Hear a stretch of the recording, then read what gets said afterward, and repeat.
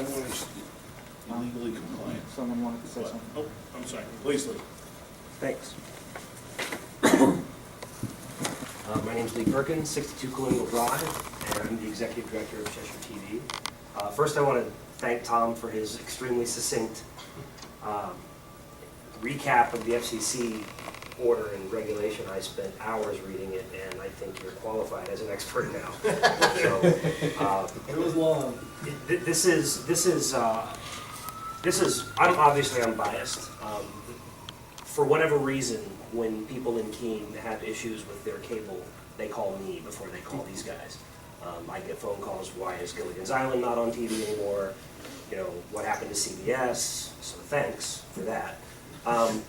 I've probably gotten about 20 to 30 phone calls, emails, and more importantly, senior citizens who've come in person because they're so upset.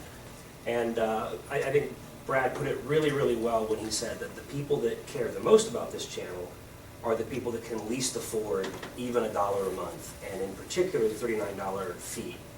And while I think it's excellent that we can discuss a variety of ways to address this going forward with a potential renegotiation of the franchise agreement, I think that it's pretty clear that the people that are affected the most represent a very small number of the total customer base.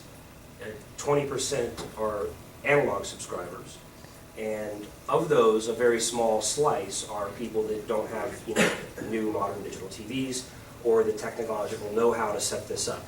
I've got one of these boxes. It wasn't that hard to set up, but I know lots of people that couldn't even move their television. You know, they got a great big heavy tube, and moving it 3 feet is hard, and they don't necessarily have a nephew or a neighbor kid.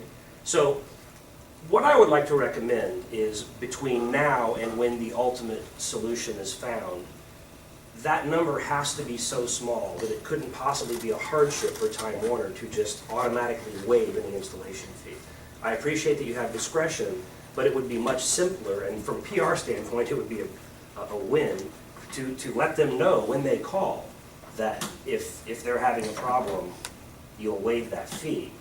Right now, what we're dealing with is a violent reaction from a very vocal minority, but in this community, where there is no network affiliate, so this is their channel.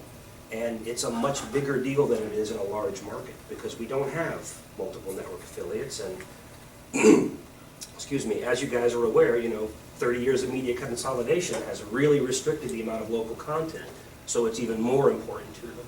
And I think it's great that you came down, you know, I mean, it's a long drive, and I think this is a really, really elegant solution that will not be an unnecessary burden on Time Warner, and I think you'll find it's a pretty small pool of people that will take advantage of it. More than anything else, excuse me again, more than anything else, I think they would appreciate that somebody cares enough to make an adjustment for them because they're special. Having said that, I also wanted to point out something else, and we may be able to work together on this. We actually had an analog television die today at the office.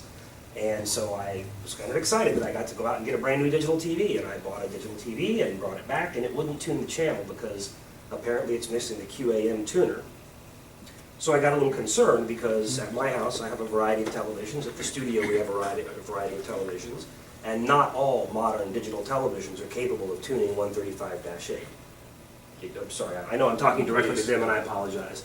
A person with a modern digital television isn't affected by this if their television is capable of tuning a particular kind of tuner.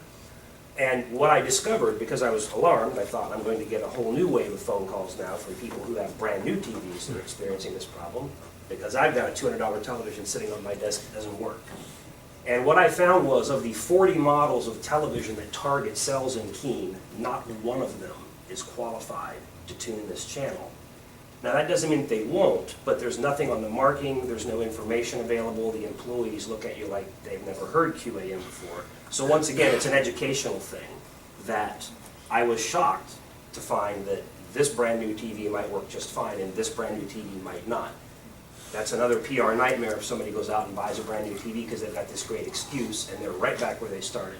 So I think there's a lot of opportunity for PR wins here, and right out of the gate we can say to people, look, you know, we recognize the value of the channel, We understand how important it is in the community. We understand in your particular scenario, this is not something you can necessarily afford. Because it would be a lot worse to lose a $19 a month customer than one $39 a month fee. That's just my opinion, and it's my suggestion and my request. Just to clarify the, Yeah, sorry, do you want me to? so you're saying that your TV didn't get channel 8? One of my TVs. I got a lot of them. The one you got But today? one I bought today, and that alarmed me, and so I went back to Target and spent the better part of the afternoon looking over every single box, a lot of TVs. And I'm familiar with the QAM concept and how it differs from other tuners, but that's not necessarily information that's on the packaging. So I see that there could be a potential for a disaster. At my house, 2 of my nice digital TVs work just fine, but at the studio, none of them do. So we're saying that if you buy one of these TVs, you don't get channel 8? You are not necessarily going to get it. How do you fix that? How, you're saying you can't tell when you're buying the TV you That's the got point that I'm trying to make. will not get channel 8? So if a person says, you know what, this is a great excuse to go buy a brand new TV, they go to Target, they spend $300, they get home, they unpackage it, they set it all up, still nothing. So unless we can figure out a way to brand all these boxes, Cheshire TV certified, it's still a crapshoot for the customer. And I think that in this transition, the good news is one day all of these tube televisions will stop working and this problem goes away. But in the transition period, because one of the things that the FCC recognized was the need for this